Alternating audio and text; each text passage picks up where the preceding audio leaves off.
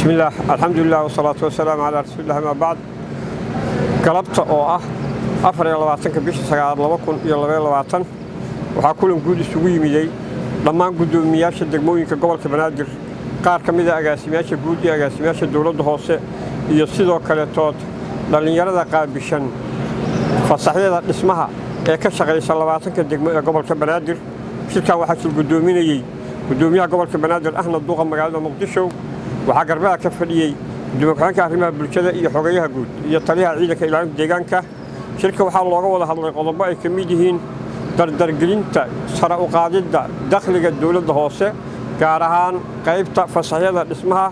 kontaroolka iyo adeegida bulshada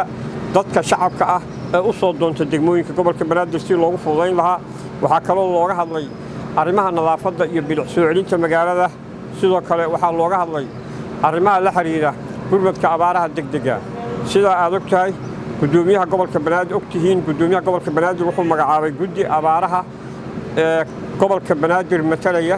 guddigaasi oo la jaan qaadaya dhammaan degmooyinka gobolka Banaadir iyo maamulka gobolka intaba la shaqayn doona guddigaasi kormeero badan markay soo sameeyeen riboorna ay bixiyeen duqa magaaladu wuxuu go'aansaday inuu amar siiyo dhammaan gudoomiyaasha degmooyinka degmo walbana ay dhaqaaqdo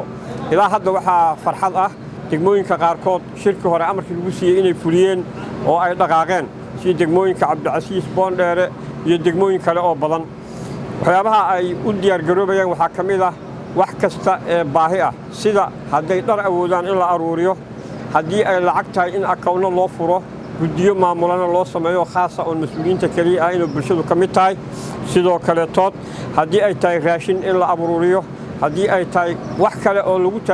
taageeri karo abaaraha dhacaya sidoo kale tood gudoomiyuhu wuxuu ku dhawaaqay ciidamada ku jira dagaalka furinta hore ee lagu xureynayo wadanka raga ka qayb galaya waxyaabaha ay u baahan yihiin oo muhiimka ah in loo diyaar garoobo sidii gurmad loogu fidin lahaay oo arintaas looga qayb qaadan lahaay guud ahaan shirku wuxuu ku soo dhamaaday nabad wuxuuna ku soo dhamaaday xarunta aqalka dawladda hoose wassalaamu calaykum waraxmatullaahi wabarakaatuh